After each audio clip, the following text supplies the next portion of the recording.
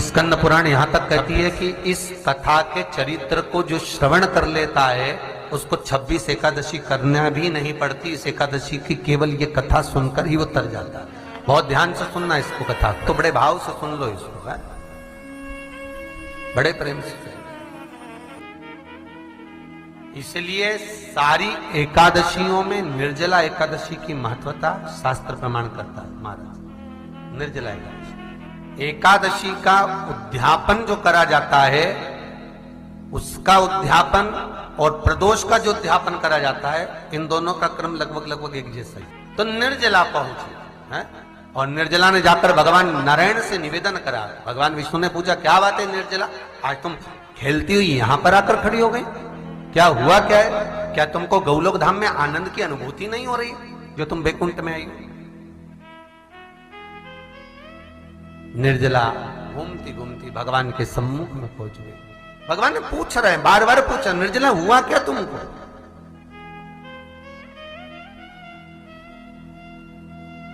ए निर्जला, ए एकादशी, हुआ क्या है तुमको? क्या कारण है तुम्हारे यहां आने का, बैकुंठ पहुंचने का? बहुत ध्यान देना महाराज।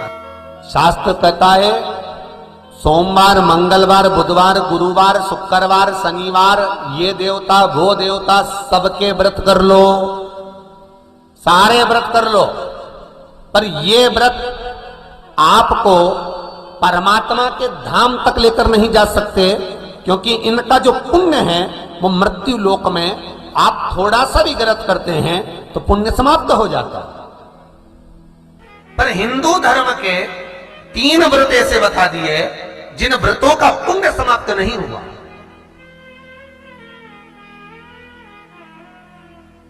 हिंदू धर्म के 3 व्रत ऐसे हो गए जिनका पुण्य समाप्त नहीं हुआ महाराज। जिनका पुण्य प्रबलता में बढ़ता गया। पहले नंबर पर एकादशी, दूसरे नंबर पर प्रदोष और तीसरे नंबर पर शिवरात्रि। एकादशी भी 26 है तो प्रदोष भी जम के बोलते जाओ 26 है। शिवरात्रि केवल 12,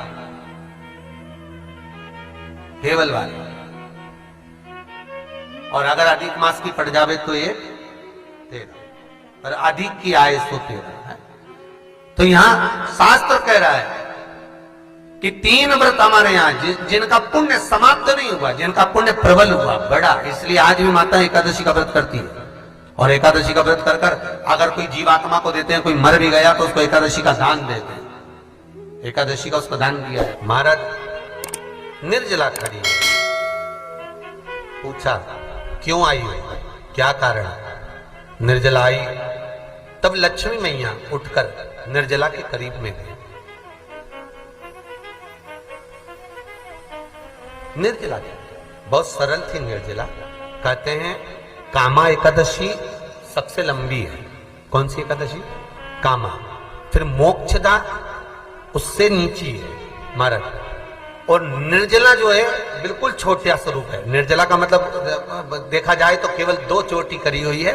मस्तक पर भोर लगा हुआ है निर्जला के, माथे पर बिंदी लगी हुई है निर्जला के, सुंदर गले में तुलसी की मालाएं पहनी है निर्जला, हाथ में जो हाथ फूल जैसी माताएं पहले पहनती थी, आपको ध्यान में होगा, ऐसा बड़ा फूल होता था, अंगूठियां पड़ी होती थी, हाथ में ऐसा लगा रहता है। तो निर्जला हाथ फूल भी तुलसी के धारण करी। बड़ा सुंदर स्वरूप है माता निर्जला का महाराज। छोटी है तो माता लक्ष्मी उनके पास में गई और निर्जला से जाकर पूछा, निर्जला तेरे आने का कारण क्या है, तू बता।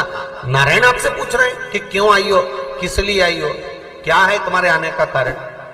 निर्जला ने कहा, मेरी विनती केवल इतनी सी है मां कि मैं ये चाहती हूं कि मैं जीव के प्राण छूटने के बाद उसके प्राणों को जिस समय मैं लेकर जीवात्मा के प्राणों को परमात्मा तक भेजूं, बैकुंठ तक भेजूं, गौलोक धाम तक भेजूं, उस बीच में मुझे ले जाते समय कई नरक भी बीच में पड़ेंगे, कई स्थान ऐसे बैतरणी आदि के स्थान बीच में आएंगे, तो वो स्थान में मुझे रोका ना जाए। मैं सीधे भगवान के धाम पहुंच जाऊं। ऐसी कृपा, ऐसी दया। जितनी भी माताएं एकादशी का व्रत करती, बहुत ध्यान से सुनना आज की कथा को। शायद जिंदगी में मिली ना मिली, पर ये कथा का रिश्ता तो बहुत ध्यान से सुनना। स्कंद पुराण यहां तक कहती है कि इस कथा के चरित्र को जो श्रवण कर लेता है उसको 26 एकादशी करना भी नहीं पड़ती। इस एकादशी की केवल ये कथा सुनकर ही वो तर जाता है। बहुत ध्यान से सुनना इसको, कथा को। सबसे पहला नियम एकादशी व्रत का, सबसे पहला नियम है कि आप जिस दिन व्रत करो उसके एक दिन पहले भक्ति का संचार इस हृदय में करो।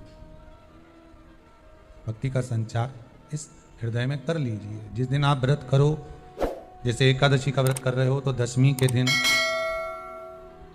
शाम का समय जब आवे, रात्रि जब होने लगे, शाम का समय आवे और रात्रि का आप जब भोजन ग्रहण करो तो उस भोजन में कोई ऐसा पदार्थ ग्रहण मत करिए जिस पदार्थ के कारण आपकी एकादशी बिगड़ जाए।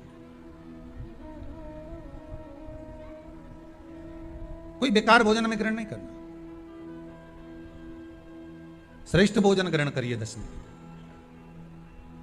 और एकादशी का दूसरा नियम बहुत ध्यान से सुनिएगा।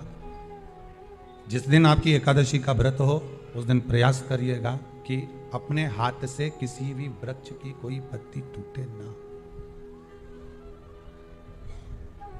अपने हाथ से किसी भी वृक्ष की, पौधे की, किसी भी वृक्ष की पत्ती अपने हाथ से ना टूटे। बहुत ध्यान दीजिएगा महाराज। एकादशी का ये दूसरा नियम है कि अपने हाथ से किसी पौधे की, किसी वृक्ष की, किसी डाली की कोई पत्ती टूटे ना, कोई पत्ती ना टूटे, इसका प्रयास करिए।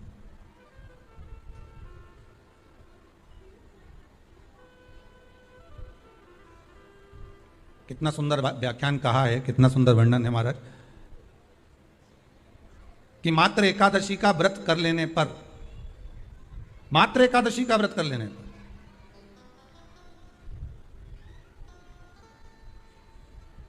जो पूर्व में किया गया हमारा पाप कर्म है, हमने किसी जीव की हत्या करी है, हमने किसी को कष्ट प्रदान करा है, हमने किसी को अपशब्द कहा है, हमने किसी को ताने दिए, हमने किसी को आड़ा टेढ़ा कहा है, हमने किसी को गालियां दे दी है, मात्र एकादशी का व्रत ही कर लेने पर ये सारे जो दोष हैं वो समाप्त हो जाते हैं।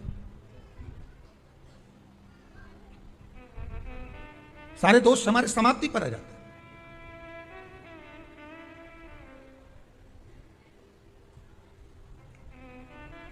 अब एक विचार करिएगा थोड़ा सा अपने मन में, अपने चित्त में, अपनी वृत्ति में एक बात उतारिएगा। एक अपने मन में एक बात को उतार कर रखिएगा कि आप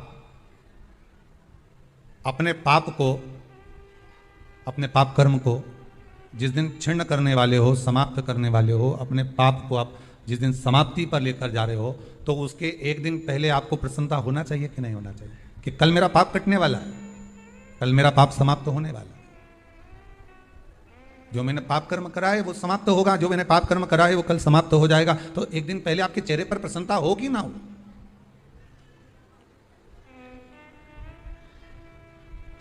और चेहरे पर वो प्रसन्नता आपके आना चाहिए कि कल मेरा एकादशी का व्रत है, आज दशमी है, कल एकादशी का व्रत है, तो कल मेरी जब एकादशी का व्रत रहेगा तो मेरा ना जाने कितना कितना पाप, कितना कितना असत्य, कितना कितना झूठ, कितना कितना प्रपंच वो समाप्त हो जाएगा। इसमें मुझे प्रसन्नता हो, इसमें मुझे आनंद था।